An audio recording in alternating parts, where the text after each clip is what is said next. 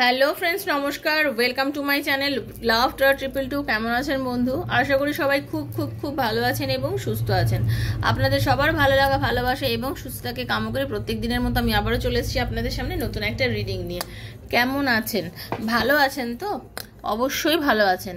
দেখুন বন্ধু, আমি একটা কথা বলি, আপনাকে প্রত্যেক দিন একটু একটু করে চেঞ্জ হতে হবে। একদিনে অনেকটাই হতে পারবেন না, এটা সম্ভব না। একদিনে অনেকটা চেঞ্জ হওয়া যায় না। ওকে, একদিনে অনেকটা চেঞ্জ হওয়া যায় না, চেঞ্জ হতে সময় লাগে। তো আপনি আজকে যেটা পাচ্ছেন না, কালকে দেখবেন আপনি ডেফিনেটলি পাচ্ছেন। আজকে আপনার কাছে যেটা খুব বড় ব্যাপার যে না, আমি কিভাবে চেঞ্জ হয়ে যাব, আমার পক্ষে তো চেঞ্জ হওয়া সম্ভব না, আমি চেঞ্জ হতে পারবো না। ঠিকই আছে, কারণ একদিনে কোনো মানুষের জীবনে কোনো পরিবর্তন হয় না। একদিনে কি পৃথিবী তৈরি হয়ে গেছে? একদিনে কি পৃথিবীতে প্রাণ এসেছে? তো সেটা তো সম্ভব নয়, ধীরে ধীরে হয়েছে। তো আপনার ক্ষেত্রেও ঠিক তাই, ধীরে ধীরে হবে। আপনি একদিনে হবে না, আপনার জন্য সময় লাগবে, কিন্তু হবে। কিন্তু হবে, আপনি জেনে রেখে দিন, হবে। আজকে না হোক কাল, আপনার মনের মতন করেই আপনি আপনার জীবনটা সাজাতে পারবেন। আপনার কোথায় দোষ জানেন তো? আপনি মানুষকে চট করে বিশ্বাস করে ফেলেন, আপনার এটা দোষ।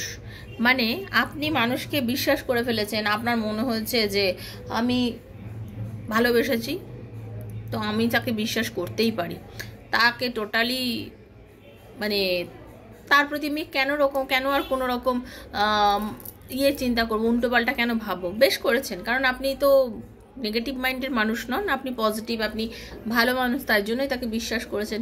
কিন্তু বিশ্বাস করা ভালো, অন্ধবিশ্বাসটা তো ভালো না। আপনি তাকে হয়তো অন্ধের মতন বিশ্বাস করেছেন, অন্ধবিশ্বাস কখনোই ভালো না।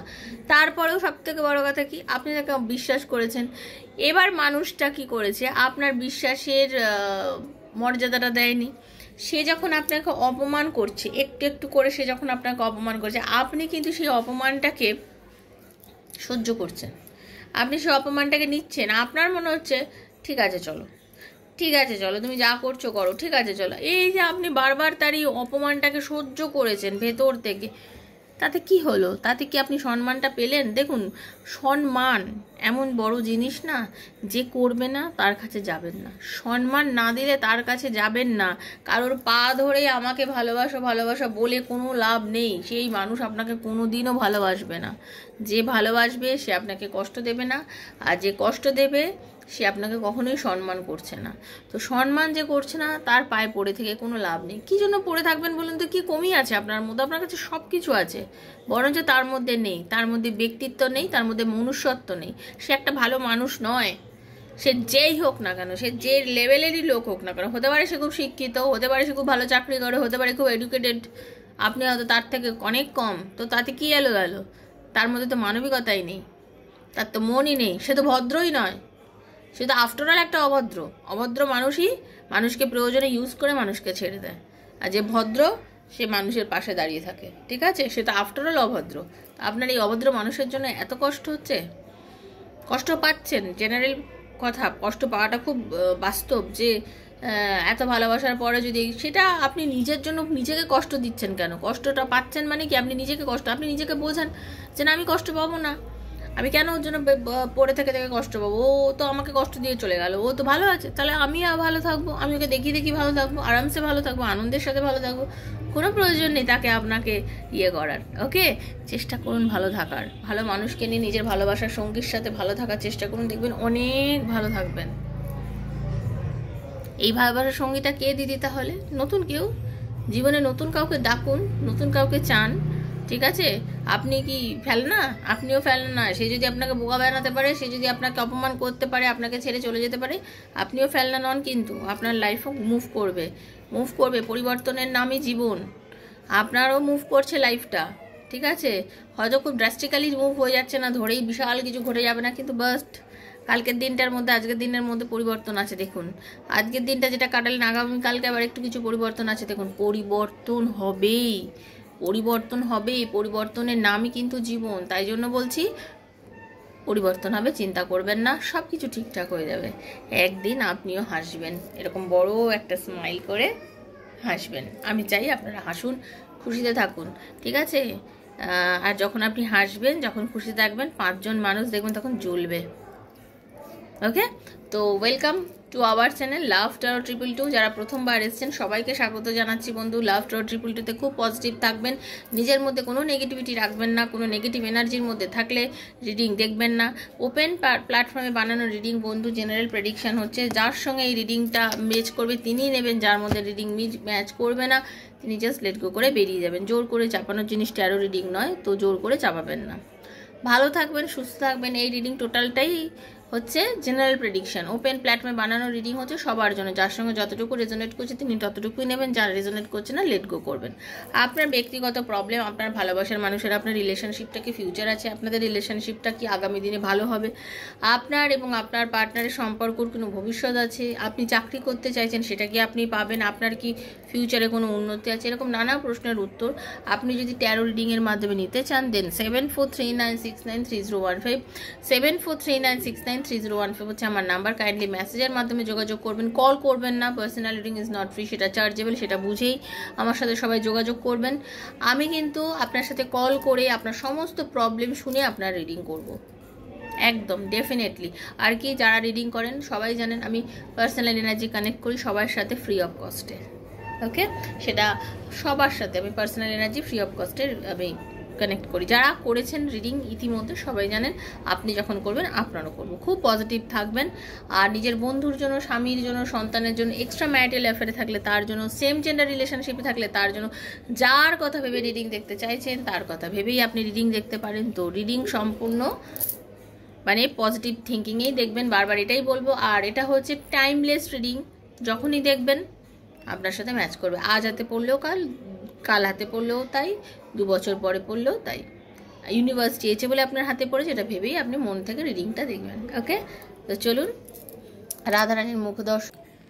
হরে কৃষ্ণ কৃষ্ণ কৃষ্ণ হরে হরে, হরে রাম রাম রাম হরে হরে, হে কৃষ্ণ করুণা সিন্ধু দীন বন্ধু জগৎপতি বিশ্ব গোপিকাকান্ত রাধাকান্ত নমস্তুতে। রাধে রাধে রাধে রাধে রাধে রাধে রাধে রাধে রাধে রাধে রাধে রাধে রাধে রাধে রাধে রাধে রাধে রাধে। হে রাধারানী, হরে কৃষ্ণ।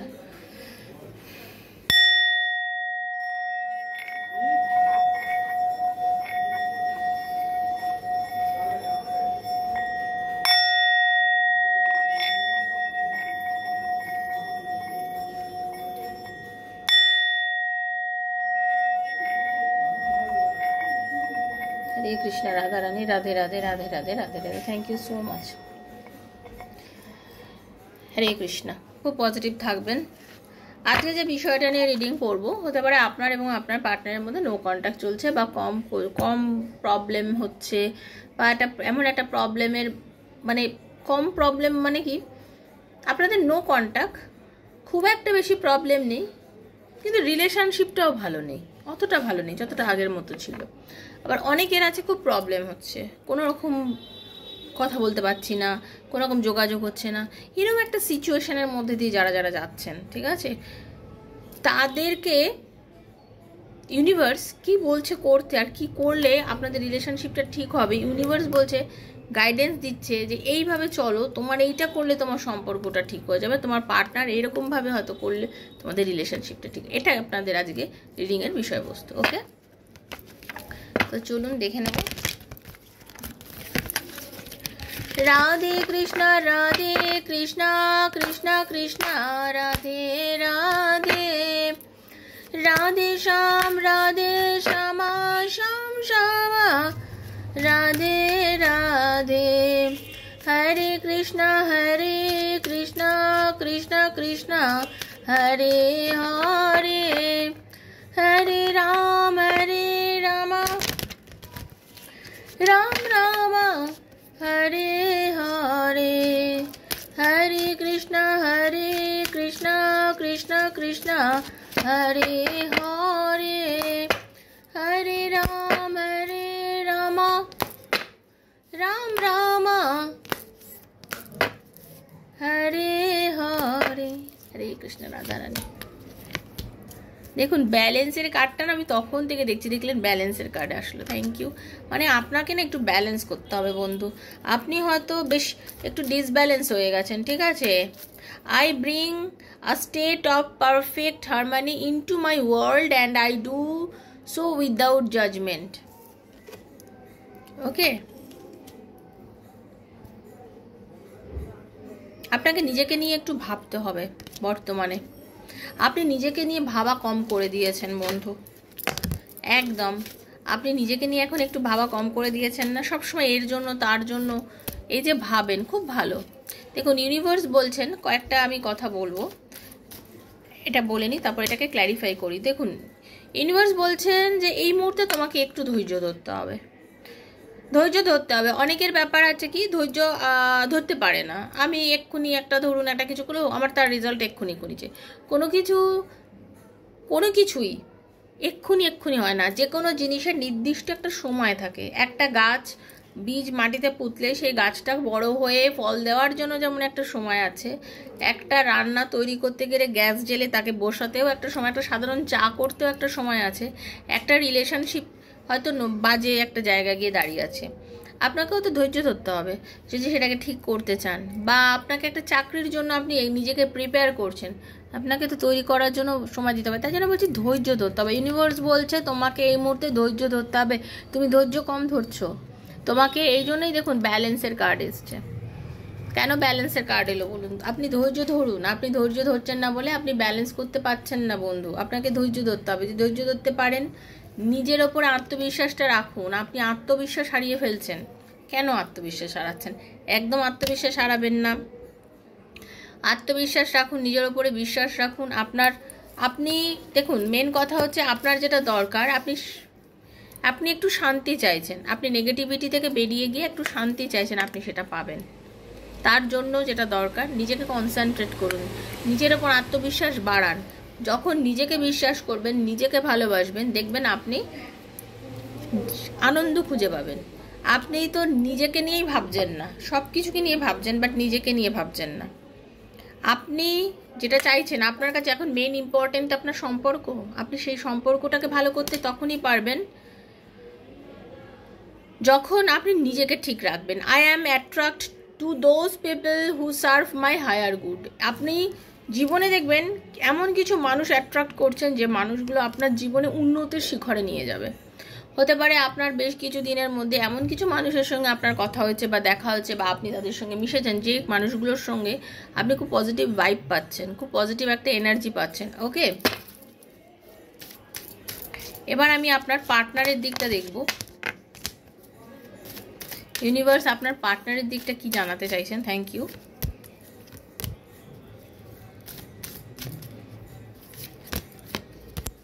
দেখুন মেন কথা হচ্ছে আপনার পার্টনার না, আপনাদের সঙ্গে সম্পর্কটা যে এতটা খারাপ হয়ে গেছিল, তাতে তার একটা মানসিক বিপর্যয় ঘটেছে চরম।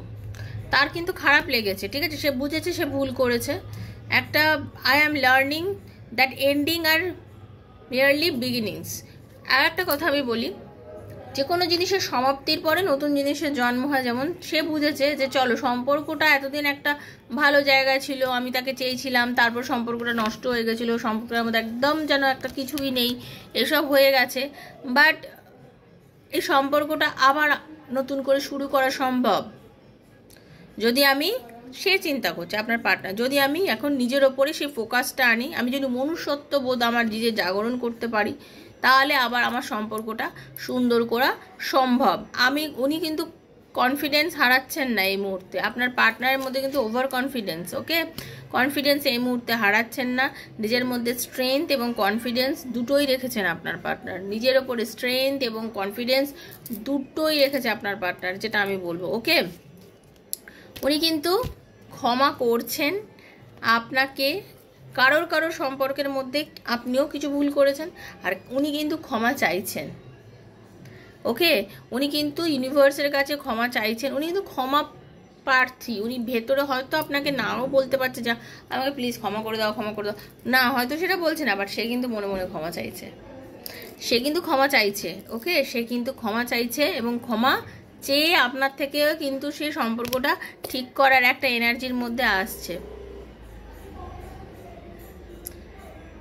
সে এতদিন যে ইনডিসিশনে ভুগেছিল, ডিসিশন নিতে পারেননি কোনো রকমভাবে, এমন একটা পজিশনে চলে গেছিলো যে কি করব না ঠিকভাবে বুঝে উঠতে পারেনি। আজকে কিন্তু সেই ইনডিসিশনে আর ভুগছেন না, একটা কংক্রিট ডিসিশনে আসতে চাইছেন আপনার পার্টনার, একটা কংক্রিট ডিসিশন আসতে চাইছে। ওকে, তো চলুন এবার কার্ড দিয়ে দেখে নেবো। ট্যারো কার্ড দিয়ে দেখে নেবো, ক্ল্যারিফাই করবো আর একটু। Thank you Radha Rani, please guide me.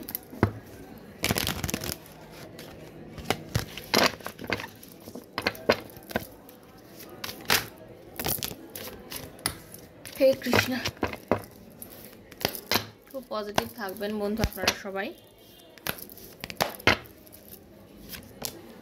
দেখুন মেন কথা হচ্ছে যেটা দেখতে পাচ্ছি, উনি আপনাকে খুব আকর্ষণ বোধ করেন। পরিষ্কার বলবো আপনার পার্টনার থার্ড পার্টিতে চলে গেছিল, আপনার পার্টনার কোনো না কোনো থার্ড পার্টি রিলেশনের মধ্যে চলে গেছিলো, তাই জন্যই আপনাদের বিপর্যয় এসেছিলো সম্পর্কের মধ্যে। এই যে থার্ড পার্টির মধ্যে চলে যাওয়ার পরে আপনাদের সম্পর্কটা যে মানে একদম নষ্ট হয়ে গেছিল, সেই থার্ড পার্টির চরম আকর্ষণ বা চরম আপনার পার্টনারকে টেনে ধরে রাখার যে একটা প্রবণতা ছিল, সেই টেনে ধরে রাখার প্রবণতা থেকে আপনার পার্টনার কিন্তু এই মুহূর্তে বেরোতে চাইছে। তার বুঝতে পেরেছে যে এই থার্ড পার্টি তার জীবনে একটা সর্বনাশ, বিপর্যয় সব কিছু এনে দিয়েছে। এই থার্ড পার্টি আপনাদের জীবনটা নষ্ট করে দিয়েছে, সে বুঝেছে। সে কিন্তু নিজের এই বর্তমানের আজকের দিন বদলাতে চাইছে, আজকের পরিস্থিতি বদলাতে চাইছে।